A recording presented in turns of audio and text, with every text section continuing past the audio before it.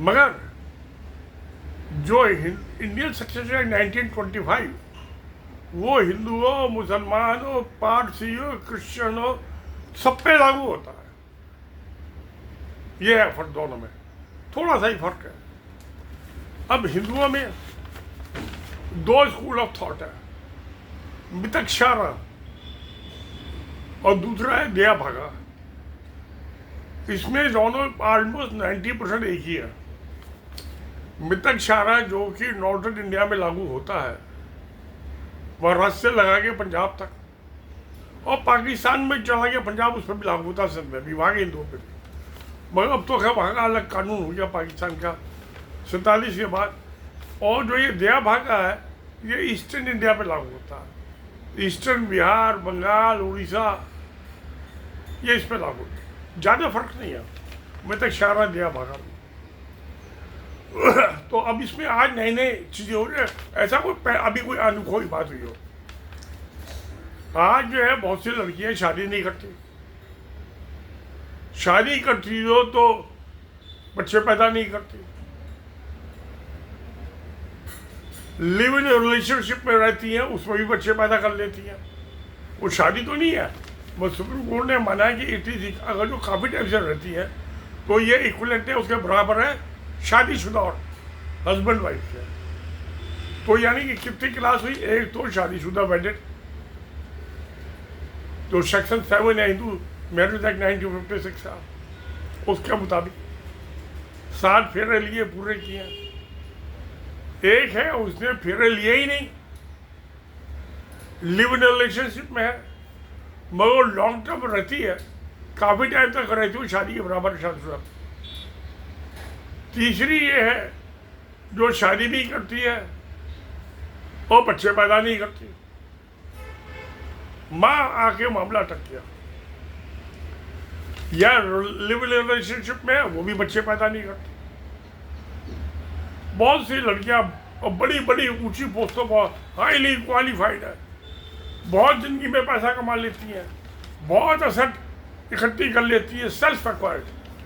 अब ये तो करेगी, रोटी तो 2 ही खानी है, वो जवान है तो 4 खा लेगी। मामला वहां अटक गया। कहाँ का प्यार है दोस्तों, जहां वो बच्चे पैदा नहीं करते, सब कुछ करती है, बच्चों को जन्म नहीं देती, बाकी सब कुछ करती है जिससे बच्चे का जन्म होता है। उसके बाद टाइम ही नहीं बच्चे पैदा करने को, उसको पालना भी है, अपना दूध भी पिलाना पड़ेगा, कम से कम 2-3 साल तो उसकी देखभाल करनी पड़ेगी। चलो 1 साल तो करनी पड़ेगी, उसके बाद तो वो आया वगैरह देख लेगी, घर में नौकरानी रख लेते हैं, बच्चे वही पालती है आजकल ज़्यादा। तो अब उसकी असर भी हो गई। अब इसमें ये जो औरत कह सकते हैं section 14, 15, 16 of the Hindu section 1956 इस पे एप्लीकेबल लागू होता है।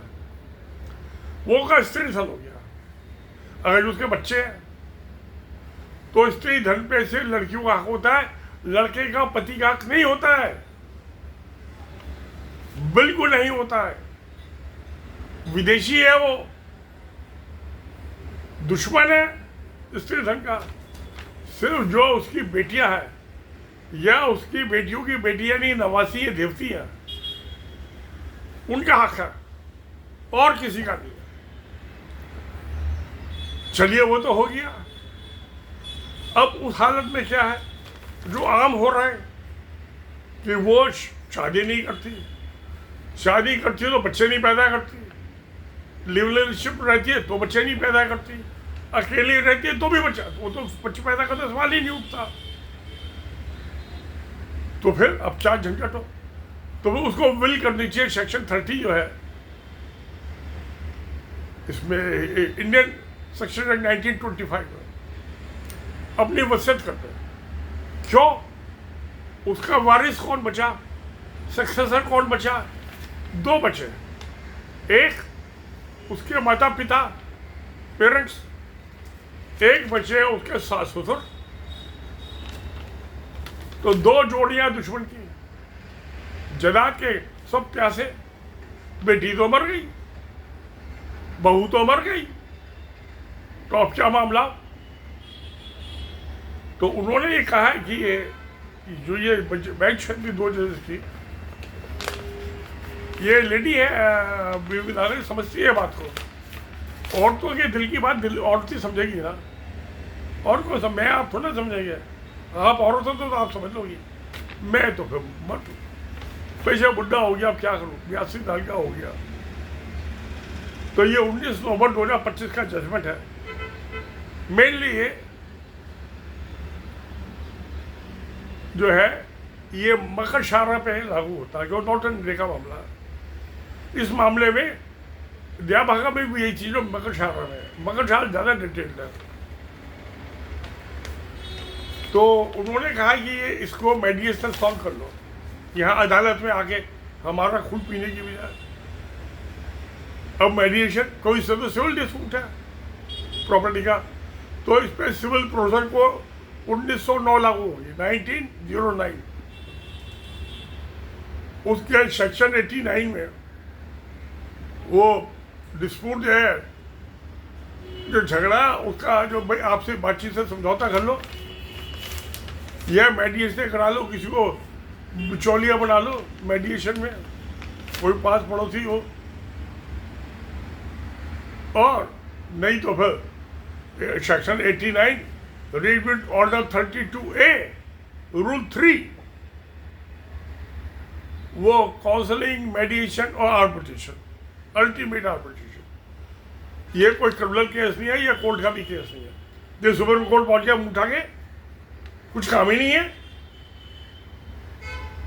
तो उसके लड़की के जो इनहेरिटेंस होगी, जो उसकी मालकाना हक मिलेगा, उसको पेरेंट्स को मिलेगा, लड़की के माँ बापों को, या उसके सास ससुर को। शादी की तो सास ससुर होंगे, शादी नहीं की तो सास ससुर नहीं हुए।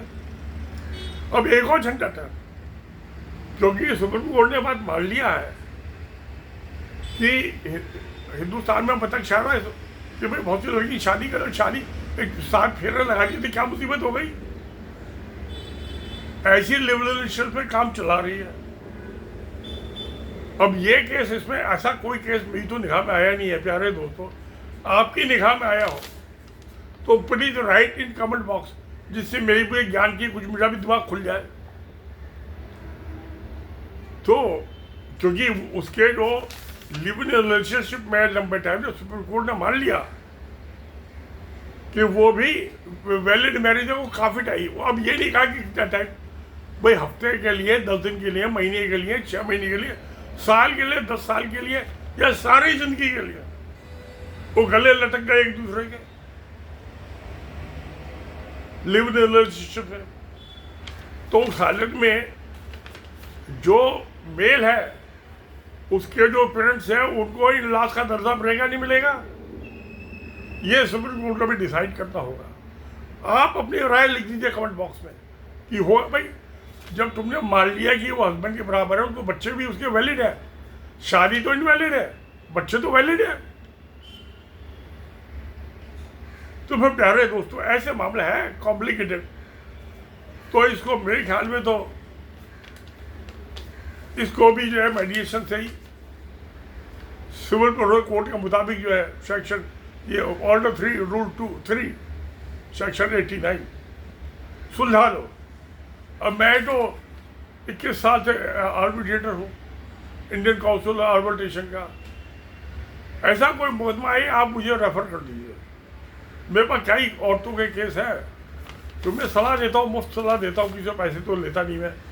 वो तो पहली दुखी औरत, झगड़ा हो रहा है हस्बैंड से, नंद से, मुकदमा, तो मैं क्या भी एप्लीकेशन लगा दो कोर्ट में, बना के दे देता हूँ उन्हें कि वो मुझे आप अपॉइंट करवा लो मीडिएटर, मैं सुलझाऊंगा, ऐसे चुटकियों में फैसला कर दूंगा। तो दुर्व्यवहार आदमी हूँ काफ़ी मैं। अब मेरी बीबी को तो मरे हुए 23वां साल चल रहा, अब 24वां आ जाएगा, 24 तो आ गया, 2025 चल रहा, नहीं 23वां। तो मुझे बहुत तजुर्बा है इस मामलों का, घर के झगड़ों का। क्या मेरी तो बीबी बड़ी अच्छी थी, मरने से पहले अच्छी थी, मरने के बाद तो क्या अच्छा बुरा क्या देखना। तो चिता तो सही है उसकी गंगा में जाके। तो अब प्रॉपर्टी के प्यासे सब है, जीते जी खून के प्यासे, मरने के बाद की प्रॉपर्टी के प्यासे। अब आप बताइए दोस्तों, आपका क्या फैसला होगा कि वो लड़की जो है जिसने विल नहीं की, वसीयत नहीं लिखी, शादी नहीं की, शादी की तो बच्चे नहीं पैदा किए, लिव इन तो उसने बच्चे पैदा नहीं किए, ऐसे मामले में आपका क्या विचार है? क्या फैसला देना चाहिए? मेरे पास केस आ जाए या आपके पास केस चला जाए? आप कहोगे दूसरा बुढ़ा आदमी है तुम क्या करेंगे, हम 4 पैसे कमा लेंगे उससे, फैसला करके देखेंगे कितने की प्रॉपर्टी है, उसमें से कुछ अपना भी हिस्सा ले लेंगे। मुझे कोई हिस्सा नहीं चाहिए, मेरी तो पेंशन बहुत है। तो ये जस्टिस नागरिकता महादेवन फैसला दे दिया तो दे दिया। मैं वो क्या है, वो PIL पब्लिक इंटरेस्ट लिटिगेशन की शेप में रहते, तो ऐसे केसों में कोई अथॉरिटी नहीं है PIL के केस में जजमेंट दे दें। उनको पिटीशन फाइल करनी चाहिए, और पिटीशन चालू होती सिविल कोर्ट से, डिस्ट्रिक्ट कोर्ट से, सीधे पहुंच गए मुंह उठा के सुप्रीम कोर्ट। तो खैर, यानी कि उन्होंने कहा कि वसीयत करना, शादीशुदा या बेशादीशुदा बच्चे हैं नहीं है, वो बहुत जरूरी है। सेक्शन 30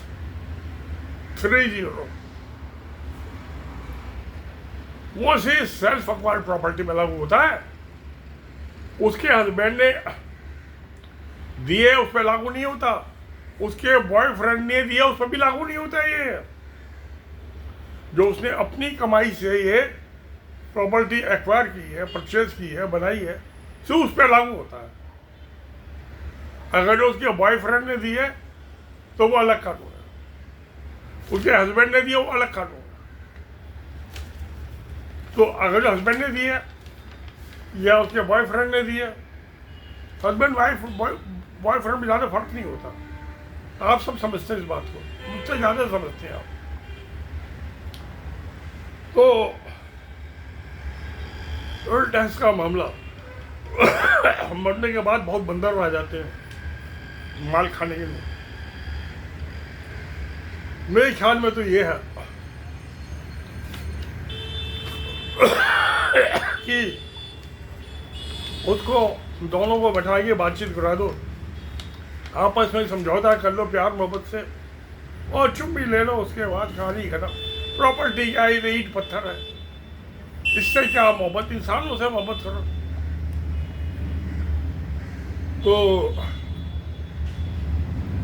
अभी मेरे पीछे पड़े हुए थे कि धर्मशाला के लिए 2 लाख रुपए दे दो पेंटिंग कराने के। मैं कहा मुझे ईंट पत्थरों से मोहब्बत नहीं है, मुझे इंसानों से मोहब्बत है। कई जगहों को ठरका दिया, नहीं दिया और ना दूंगा। जो मेरी रोटी बना के खिलाती है, मुझे कपड़े धोती है, झाड़ू पोछा करती है, मुझे खुश रखती है, मैं उसको दूँ ये पुताई पेंटिंग कराने के धर्मशाला का ले दूँ? उसके हस्बैंड ने मार कोट के छोड़ दिया उसको, उसके 11 साल का लड़का है, उसकी पढ़ाई का खर्चा दे दूँ। जो प्यारे दोस्त, इंसान को इंसान से मोहब्बत करनी चाहिए, मेल हो या फीमेल हो, औरत हो या मर्द हो, हिजड़ावी हो तो भी उससे भी मोहब्बत करनी है। मोहब्बत ही तो जिंदगी है, वो है क्या? तो खैर, अब ये सुप्रीम कोर्ट का जजमेंट जो है कि पेरेंट्स का हक जो है वो इलाज के ऊपर हो गया या नीचे हो? पहला हक किसका? हस्बैंड का। अब हस्बैंड तो है ही नहीं, है भी तो भी उसका हक नहीं बनता, क्योंकि स्त्री धन है, औरत की सेल्फ एक्वायर्ड प्रॉपर्टी है। शादी उसने की नहीं, विल उसने की नहीं, बच्चे उसको हुए नहीं, तो बड़ा आसान सा काम है। फिर पेरेंट्स को दे दो या इन लॉज को दे दो। अब इन लॉज का जो लिव इन रिलेशनशिप में, तो फिर वो उनका क्या हक बनता है? वो असली इन लॉ माना जाएगा नहीं माना जाएगा? क्योंकि उसने मोहब्बत तो की है लिव इन पार्टनर से, तो उनको अपना सास ससुर मानती है नहीं मानती है, ये मुझे तो पता नहीं। आप प्यारे दोस्तों सलाह दीजिए, लिख दीजिए कमेंट बॉक्स में, मैं आपका बड़ा एहसानमंद होगा।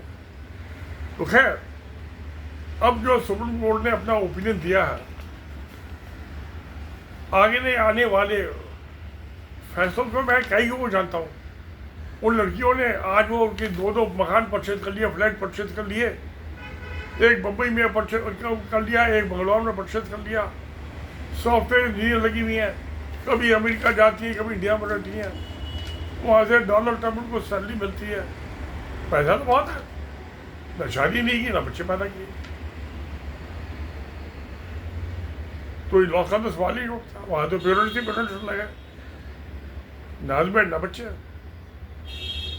तो चलिए दोस्तों, देखते हैं फिर क्या होता है। सच्चाई का तो साथ देना ही पड़ेगा। सत्य में जयते।